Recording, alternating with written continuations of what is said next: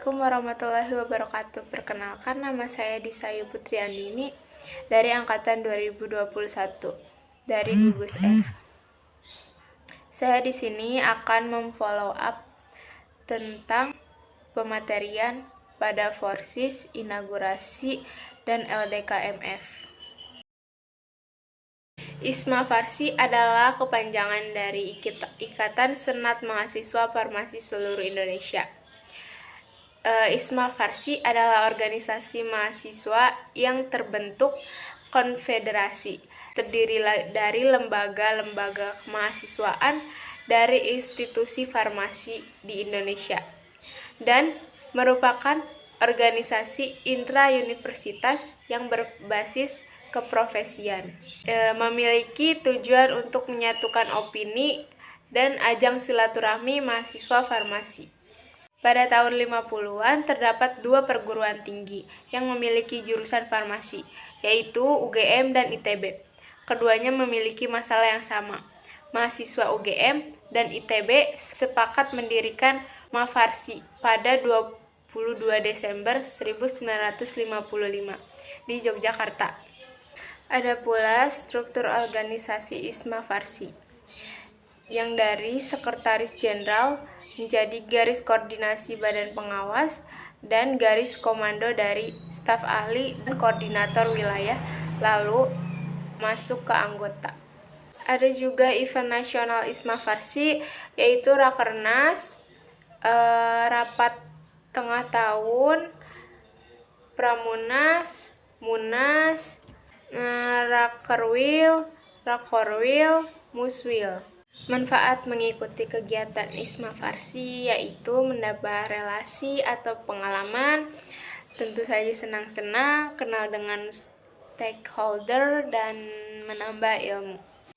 IPSF atau International Pharmaceutical Students Federation adalah organisasi advokasi internasional terkemuka untuk mahasiswa farmasi, mempromosikan peningkatan kesehatan masyarakat melalui penyediaan informasi, pendidikan, jaringan, dan berbagai publikasi dan inisiatif profesional.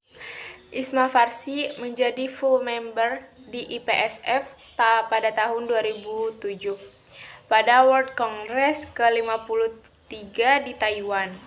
ISMA Farsi memiliki hak suara penuh di IPSF dan aktif berpartisipasi dalam kegiatan IPSF. Kepemimpinan dan manajemen organisasi. Kepemimpinan merupakan suatu kekuatan yang memegang peranan penting dalam keberhasilan organisasi manapun. Salah satu tujuan kepemimpinan dibentuk untuk meraih tujuan yang sama dan satu secara bersama-sama antara pemimpin dengan anggota tim lainnya. Teori dalam kepemimpinan yaitu ada teori karakter, suatu teori yang berusaha untuk mengidentifikasikan karakteristik atau sifat-sifat yang khas yang dihubungkan dengan keberhasilan seorang pemimpin. Yang kedua ada teori perilaku. Teori-teori yang mengemukakan bahwa perilaku spesifik membedakan pemimpin dari bukan pemimpin. Yang ketiga ada teori kepemimpinan situasional. Situational Leadership Theory.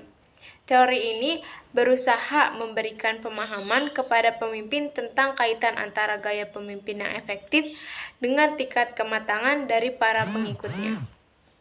Karakteristik kepemimpinan yaitu menyingkapkan diri, yang kedua wawasan, yang ketiga tanggung jawab pribadi, yang keempat agen perubahan. Yang kelima ada pengembangan, yang keenam ada pemegang saham, yang ketujuh ada keterampilan mengatasi stres, yang kedelapan ekspresi. Yang kesembilan ada menjinakkan anomi perusahaan atau organisasi, yang kesepuluh ada harmoni. Ada pula jenis-jenis kepemimpinan. Yang pertama koersif, jenis kepemimpinan yang bisa disebut juga kepemimpinan otoriter atau wilayah. Yang kedua ada otoritatif, pemimpin yang mendapatkan kekuasaan dengan persetujuan dan kejelasan visi yang ia paparkan. Yang ketiga ada afiliatif. Kepemimpinan afiliatif adalah seorang pemimpin yang memberikan jalan bagi anggotanya untuk bertindak. Yang keempat ada demokratis. Kepemimpinan ini mengedepankan pendapat dari anggota untuk mengambil keputusan, sehingga setiap keputusannya diambil dari musyawarah dan mufakat. Yang kelima ada pace setting. Kepemimpinan ini menyatakan bahwa seorang pemimpin membutuhkan atau menuntut kesempurnaan dari anggotanya. Yang keenam ada coaching. Kepemimpinan ini hampir sama dengan kepemimpinan pace setting, karena memimpin ini juga menuntut kesempurnaan dari anggotanya. Fungsi kepemimpinan itu sendiri menjadi fungsi perencanaan, fungsi memandang ke depan, fungsi pengembangan loyalitas, fungsi pengawasan, fungsi mengambil keputusan, dan fungsi memberi motivasi. Apa itu manajemen organisasi? Manajemen diartikan sebagai pemrograman, cara, ataupun perencanaan terhadap sesuatu. Sementara organisasi yaitu suatu perkumpulan dengan tujuan tertentu. Jadi, manajemen organisasi adalah suatu perencanaan pada suatu perkumpulan untuk mencapai tujuannya. Fungsi manajemen organisasi itu sendiri yaitu planning, yang kedua ada lead, yang ketiga ada controlling, yang keempat ada organizing, yang kelima ada motivation, yang keenam ada staffing, yang ketujuh ada time management. Tujuan manajemen organisasi yaitu membentuk koordinasi yang baik, yang kedua menetapkan kinerja efektif, yang ketiga membuat lingkungan yang nyaman, dan peran mahasiswa dalam manajemen organisasi yaitu penelitian dan pengembangan, pendidikan dan pengajaran, dan pengabdian masyarakat. Ranah kerja apoteker sendiri ada farmasi industri, bisa formulator, quality control, research, dan development. Yang kedua ada dunia pendidikan, bisa menjadi dosen di universitas dan politeknik. Yang ketiga ada farmasi klinis, apoteker rumah sakit, kepala instalasi farmasi, dan apoteker laboratorium klinik. Yang keempat bisa menjadi bisnis, pengusaha obat, kosmetik, dan lain-lain. Yang kelima ada lembaga pemerintah, bisa menjadi apoteker di BPOM, BNN, dan Kemenkes RI, bahkan LIPI. Pengembangan potensi mahasiswa. Apa itu mahasiswa? Mahasiswa artinya mahater dan siswa pelajar, yang artinya terpelajar. Peran mahasiswa menurut teori yaitu agen perubahan, pengontrolan sosial, pengurus bangsa, dan moral force. Apa itu farmasi? Farmasi berasal dari kata pharmakon yang merupakan bahasa Yunani yang berarti racun atau obat. Ruang lingkup farmasi ada bidang industri, bidang klinis, bidang pemerintahan, bidang pengawasan obat dan makanan, bidang akademik, dan bidang komunitas. Pengaturan Pemerintah Republik Indonesia Nomor 51 Tahun 2009 tentang pekerjaan kefarmasian menyatakan bahwa tenaga kefarmasian adalah tenaga yang melakukan pekerjaan kefarmasian yang terdiri atas apoteker dan tenaga teknis kefarmasian. Apa itu TKK atau tenaga teknis kefarmasian? Tenaga teknik kefarmasian adalah tenaga yang membantu apoteker dalam menjalani pekerjaan kefarmasian yang terdiri dari ahli madya, tenaga menengah farmasi, dan sarjana farmasi. Sementara apoteker adalah sarjana farmasi yang telah lulus profesi apoteker yang telah mengucapkan sumpah jabatan. BIMFI atau Berkala Ilmiah Mahasiswa Farmasi Indonesia. BIMFI adalah yang terbit 6 bulan sekali. BIMFI merupakan jurnal yang dibentuk oleh Isma Farsi setelah ada surat keterangan Direktorat Jenderal Pendidikan Tinggi Kementerian Pendidikan dan Kebudayaan Republik Indonesia. SCI atau Smart Class Isma Farsi sesuai dengan usaha dari Isma Farsi, salah satu ikut serta aktif dalam mengembangkan daya penalaran, keahlian, keterampilan, dan kreativitas mahasiswa yang berkaitan dengan keilmuan dan profesi kefarmasian. Dibutuhkan pelatihan yang mendukung untuk menunjang kebutuhan tersebut. Itulah yang kita perlukan dalam suatu wadah pelatihan yang dapat memfasilitasi semua mahasiswa S1 Farmasi di Indonesia. Teknik persidangan Isma Farsi. Persidangan adalah pertemuan formal antara beberapa orang guna membicarakan suatu permasalahan untuk melahirkan keputusan. Jenis persidangannya sendiri ada sidang pleno. Sidang pleno diikuti oleh seluruh peserta kegiatan, baik anggota penuh dan anggota peninjau. Sidang pleno dipimpin oleh panitia pengarah SC Steering Committee, dan sidang pleno membahas dan menetapkan agenda, tata tertib, dan memilih pemimpin pemilihan presidium sidang tetap. Yang kedua ada sidang paripurna. Sidang paripurna diikuti oleh seluruh peserta kegiatan, baik anggota penuh maupun anggota peninjau. Sidang paripurna dipimpin oleh presidium sidang tetap. Dan sidang paripurna mengesahkan segala ketetapan dan keputusan yang berhubungan dengan permusyawaratan. Yang ketiga ada sidang komisi. Sidang komisi diikuti oleh seluruh peserta kegiatan, baik anggota penuh dan anggota peninjau, yang telah dibagi ke dalam beberapa komisi. Anggota tiap komisi adalah anggota penuh dan anggota peninjau. Sidang komisi membahas materi-materi yang menjadi tugas dari komisi yang bersangkutan. Peserta sidang yaitu ada 2 anggota penuh dan anggota peninjau. Pemimpin sidang sendiri memiliki tugas dan peran, yaitu menegur peserta sidang yang mengganggu jalannya persidangan dan menentukan peserta sidang yang berhak mengeluarkan pendapat.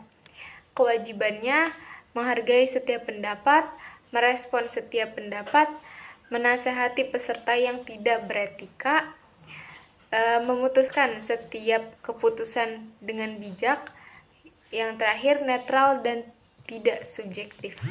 Pemimpin sidang sendiri terbagi menjadi 3. Presidium 3, Presidium 1, dan Presidium 2. Presidium 1 memimpin sidang, Presidium 2 membantu jalannya sidang, menghitung suara, Presidium 3 membuat notulen rapat. Istilah dalam persidangan ada pending, skorsing, lobbying, voting, quorum, opsi, walkout, interupsi, PK. Langkah pengambilan keputusan yaitu musyawarah mufakat, lobby, dan voting. 9 Start of Farmasi. Tugas dan fungsi seorang farmasis adalah menjadi sarana pekerjaan kefarmasian, membuat dan mengetahui standar operasional produk, mempelajari ilmu secara menyeluruh, dan farmasis memiliki peluang lapangan kerja yang sangat luas. Peran seorang farmasis dalam menyongsong Indonesia Sehat 2025, yaitu farmasis berperan sebagai 9 Start of Pharmacy, menyediakan berbagai jenis sediaan obat yang memiliki nilai mutu tinggi dan kualitas di mana nasional maupun internasional, memberikan pelayanan yang merata dan terjangkau kepada seluruh pasien maupun masyarakat luas, menjadi seorang narasumber yang aktif dalam memberikan pelayanan berupa informasi dan tindakan, mensosialisasikan tentang hidup sehat. Strategi-strategi seorang farmasis dalam perannya menyongsong Indonesia Sehat 2025. Yang pertama, melaksanakan, meningkatkan, dan mengembangkan 9 Start of Pharmacy sebagai landasan dalam menjalankan profesinya.